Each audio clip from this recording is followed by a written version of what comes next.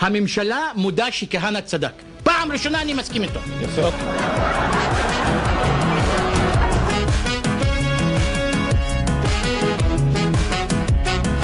הוא פעל ללא מורא, רק לפי ציווי תורה.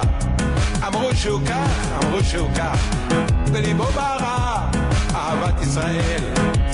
הוא ראה את הנולד, צעק, הזהיר, בארץ הזאת יש מקום רק לעם ישראל.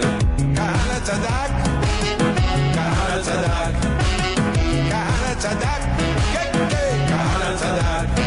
כשהיו אז פיגועים, ערבים עם סכינים, הוא אמר אם נמשיך כך, נשק חם להם מובטח.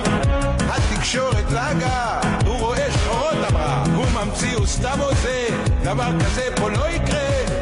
כהנא צדק, כן היום כולם יודעים, כהנא צדק.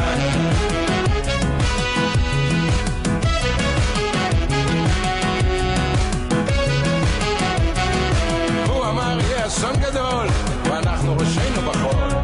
אחר כך אמר שאין ברירה, האויבים החוצה קרה, כולם צעקו היום ונורא, כך לגרש איש מביתו.